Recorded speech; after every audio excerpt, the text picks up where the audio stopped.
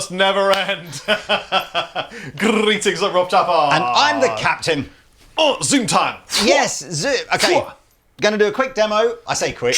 We're going to do a demo of the new Zoom G11, which was released in the summer of 2020. Or, if you're upside down, woos. Yes, woos. And it is a return from Zoom to trying to get into some of the sort of upper mid sort of price range of guitar effects. So, yeah, quick potted history of Zoom. So it was one of the first MultiFX companies to come out. You know, it's 30 years old, or more than 30 years old. You know, guitar players of Rob and my age will remember things like, you know, the Zoom 902 that was, you know, one of the first ever kind of more affordable MultiFX units. Things like the 9030 and the 9050, which were relatively sort of pro-ish kind of, you know, half rack units and all that sort of stuff. Quite why Zoom have been where they've been for the last probably 15 or 20 years, I don't know, but they've tended to focus more at the lower end of the guitar effects market, whilst also being very, very successful in things like, you know, portable handheld recorders, things like that.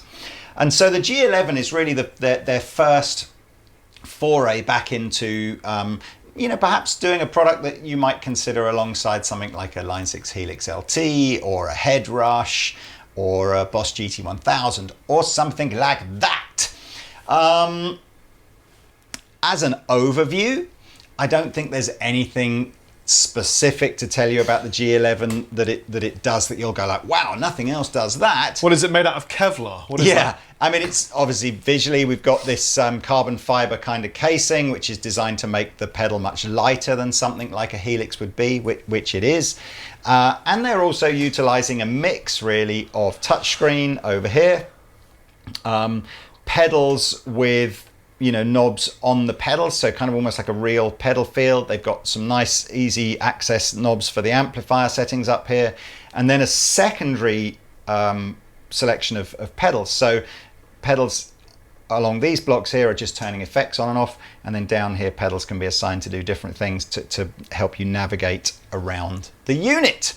I must admit, Pete and I had a little bit of a play with this last week and were quite disappointed with the presets, and you know, really sort of had a bit of a moan, I suppose, at Zoom. Like we seem to moan at all multi-effects companies at the moment. It's like, why put so much cool processing power and so much functionality into these things and then spend 2 minutes getting somebody to just rush some presets out? But actually Rob's plugged into that first one, that Krampus sound, and actually I thought it sounded better. I like a bit of Krampus. It might also be that it's more in line with my style of playing. I mean, I'm a 1975, you know, veteran of the 80s style, and you know, Pete's young. He's in his early 20s, and is he as old as that now? Yeah. Wow. He looks good though, doesn't he? Yeah. And obviously, he and Leonardo were really into blues and reggae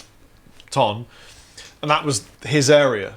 Your area, is fair to say, is like Jovi, kind of classic rock to blues. I should get some good sounds. Look, right, let me go through. I'll do the first 10 or 12 kind of presets. Maybe you'll begin to get an idea of some of the you know, maybe they'll sound, maybe you'll like them, maybe you won't, and you'll kind of see. But here we go. So that first one was called Krampus. Obviously, we were playing with drums and a looper that's all built into that, and I'll tell you a bit more about that in a minute.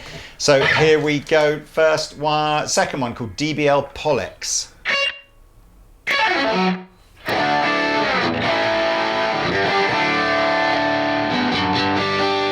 Here's something I don't understand. There's now lag. Yeah. Some of them have lag, some of them don't. This one has lag.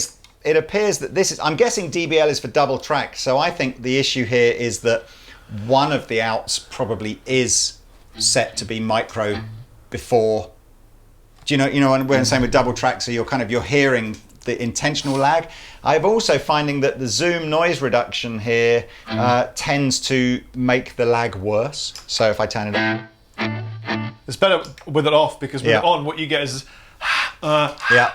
There you go. There's a good example of a preset that didn't blow me away, and it's only the second one, so it's like everybody who tries this is going to hear that preset and go, right. Yeah. Anyway, next one, Clean Loom.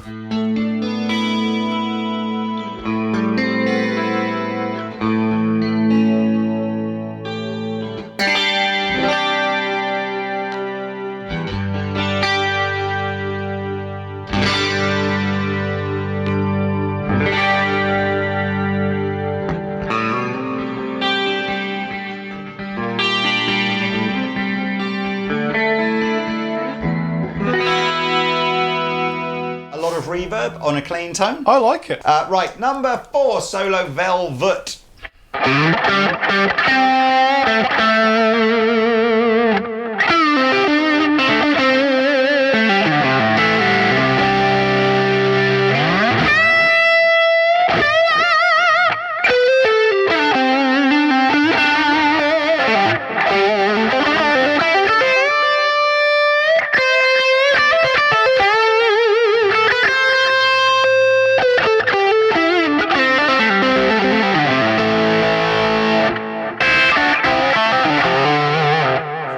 Adequately nice. Yep. Let's go up a bank to the next one. Swell. We'll just do the first 8. Swell vibe.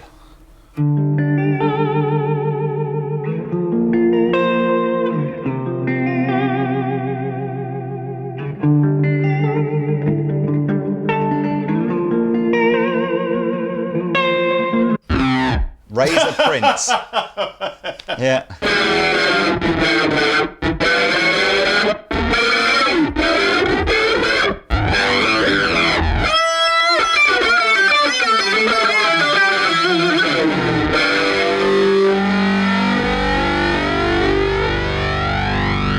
A reissue of the very first preset that Zoom ever made back in 1987. I or whenever mean, it started. it's fair to say that that's Yes. MS Room mic. MS Room mic. Marshall with good. a mic. Good, but it's very thin and boxy, huh?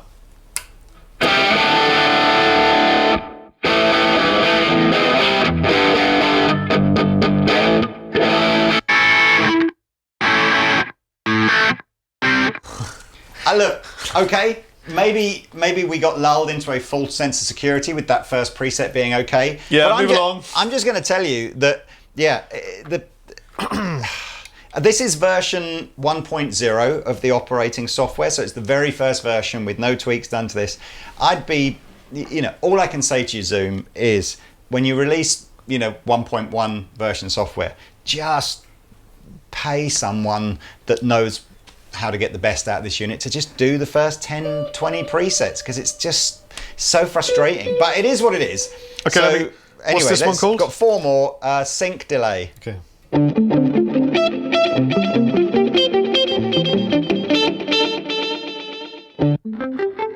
Red hot.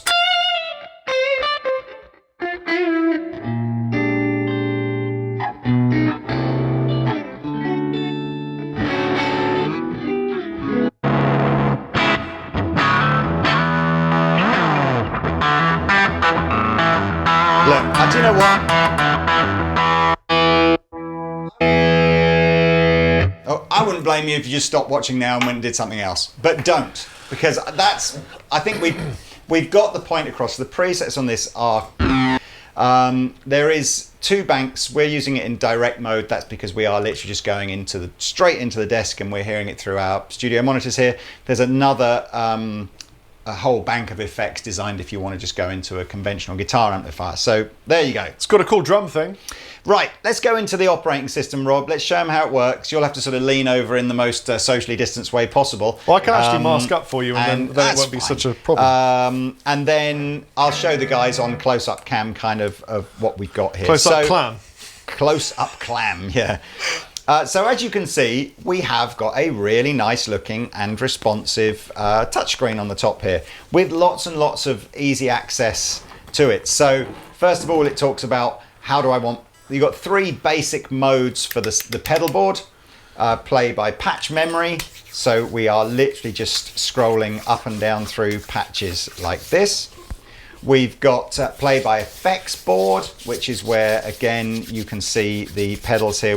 You've actually got a visual display of what pedals you've got on, and then we've got play by bank, which is what I was doing at first. So again, Play by what? Play by bank. Okay. So you've got 1, 2, 3, 4 presets per bank, and then the last 2 over here go up and down through your bank. It doesn't really matter. You just choose whichever you're most comfortable with.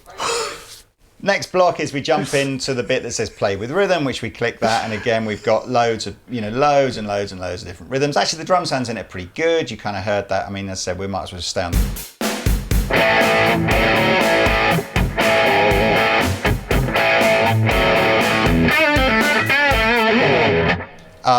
We've got a looper built in. I can loop with the drums, but they're still, as you probably heard in that right at the end of that beginning bank, they're kind of separate. So I have to start the drums going, then start the looper in time with the drums, then stop the looper, then go back and stop the drums. A little bit annoying that that's not all one thing, but the looper is fully featured. You've got sort of unlimited amounts of overdub. Tuner, nice visual display of the tuner. Can I have a little tune? Go on then. There you can see there, nice and... I assume you can see, can you, from all the way over there? I can see. We've got, then we go into, well, actually how to create a patch, so I'll come back to that. Change the effect order. It's quite nice and easy just to drag and drop your effects around. Wasn't the Krampus a creature like Santa Claus that ate children? I hope so. Yeah, it is, huh? Right, okay. Is it Danish? No, German. German. I didn't know that. It's a child, it's like the monarchy. It's a child-eating, dendrocrine-absorbing youth Fine. monster. Add effects, delete effects, edit patch settings, edit amp, use, enable the send and return and off. I think it's got 2 send and returns from memory. Yeah, it's got 2 send and returns, or I guess you can use that in stereo. You've got changing IRs. It can load third-party IRs in here, set MIDI, edit all. What does edit all do? Oh, it's edit everything basically. Try it, from see there. if it makes the tone better. And then change bank orders, create banks. Basically lots and lots of, and all your global settings at the end here. Lots and lots of quick and easy ways to deep dive into where you want to be.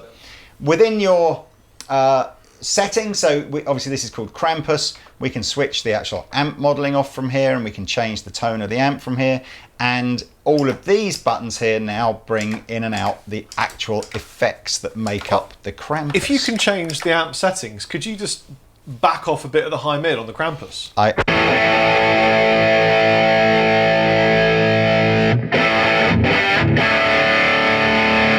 It's a bit better, yeah. So, and that, there's a little bit of me that goes, that's fair enough in a preset to get that, to expect to have to dial that into taste, because if the preset's been written using different speakers or a different guitar and different players will have different tastes, I completely understand that you might want to tweak the amp. So it's where you just get a preset where there's like nothing is salvageable. You just end up going, what? Why? But anyway. Also, I'm not familiar with this, but how much does this cost? $6.99.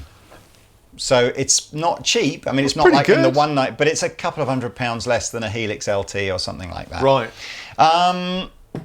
Right, so what else have I got in here? That's basically the overview. You've got wah pedal. You can see on the back here, there is some Bluetooth connectivity, but you have to buy a little Bluetooth adapter that Zoom sell. And there is an editor as well. So if you link up via USB, you can run this on your PC or your Mac. I really, at some point, we've got to get a vintage Zoom or a vintage Digitech and pitch it against some of the new stuff, like the RP1. Yeah, how much has it really progressed? Yeah.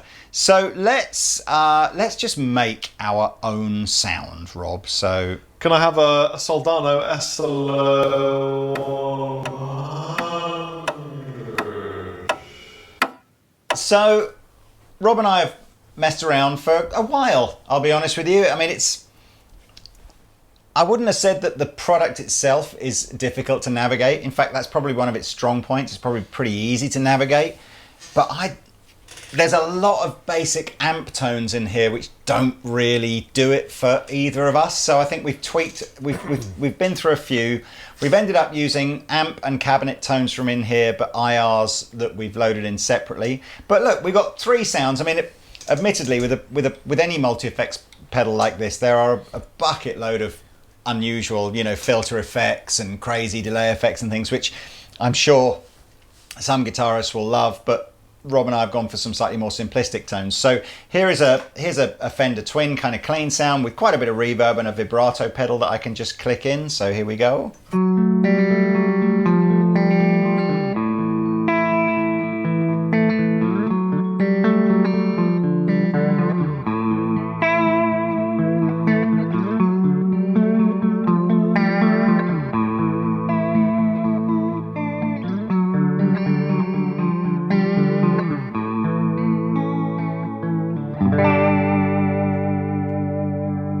I like that. Nothing wrong with that. And actually, the clean tones were probably the easier ones to get. I did a rhythm tone, which is basically now based around a Marshall JTM 45 into a 412, again with just reverb, but also an RC boost pedal at the front, which I'll kick in if, you know, as and when Rob's played the first little bit out of this. So.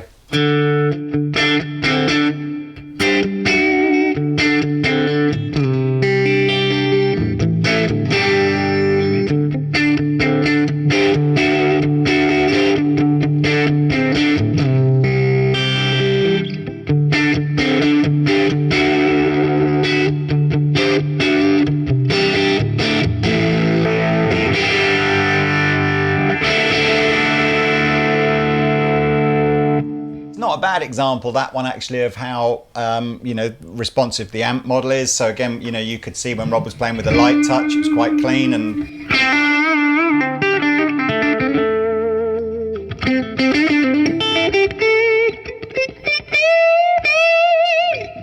And then finally, the other one that we did was just like a much higher gain sort of lead tone here again, with the option to turn a pedal on and off. And now I've used a little bit of the Zoom noise reduction because the overall patch was getting a little noisy. So here we go.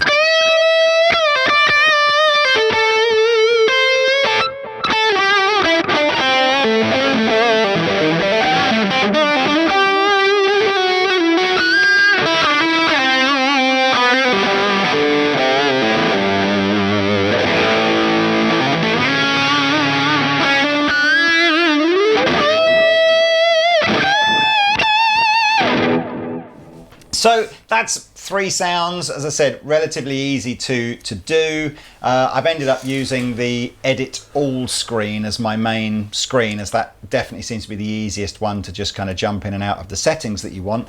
And again, I do quite like this sort of dual bank of pedals. So you've clearly got your stomp box modes here, and then your sort of your patch up and down sort of accessibility modes here. Yeah, it's probably important to say we're going through these 2 studio monitors. But of course, a lot of people will get this and whack it into the back of their favourite combo, whether it's digital or Valve or whatever, and it will sound different depending on what you run it through. As with all these things, I mean, I do kind of think Line 6 Helix kind of, it made me realise from talking, you know, my first impressions with Helix when I tried it was like, it's not really for me. And yet, I heard so many guitar players that I knew going, yeah, that's all I use now. It's just Helix all the time. And I was like, what are you getting that I'm not getting with this unit? And every single one of them just said, it's the amount of time you spend making the patches. You know, some of them saying it took them 6 months literally to get the patches that they were really happy with. Yeah, now for some, you can tell from there, for some guitar players, that's just a total turn off.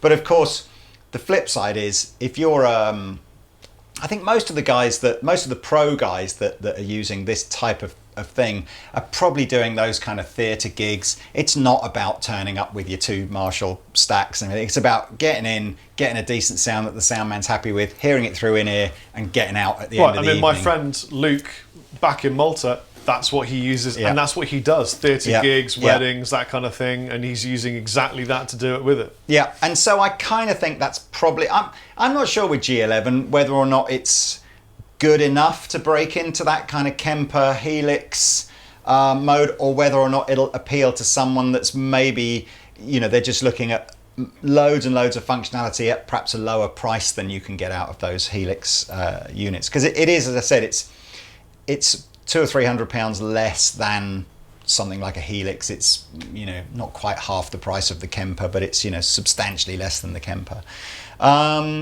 So there we go. I mean, that's basically our thoughts on it. It's very well featured. It's pretty easy to edit, and it sounds okay. You know, I mean, it's like you can be the judge of how it sounds. It's just going to mean anyone that buys this, unless Zoom go and employ the services of a sort of a Michael Britt or a Nolly or someone like that to go, right, first 50 presets are all amazing and you'll love them all. I think it'll just be one of those units you're just going to have to get and spend some time doing. Put it back together again. So I think, to end though, just because it's the most fun thing, I'm going to find some sort of bossa nova style rhythm. And Why bossa nova? Well, whatever. I'm going to find some sort of rhythm, and Rob give me that you know, Santa Claus German Krampus dude sound as well. I will. 1, 2, 3, 4.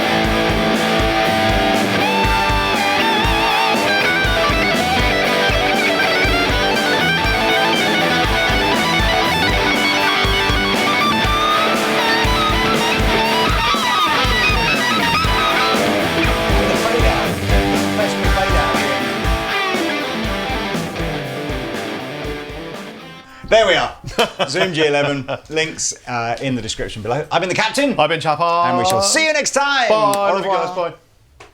Just get some of that in Oh, here. don't do And then that. you'll feel much better. There you go. Can we get some tissue now, please?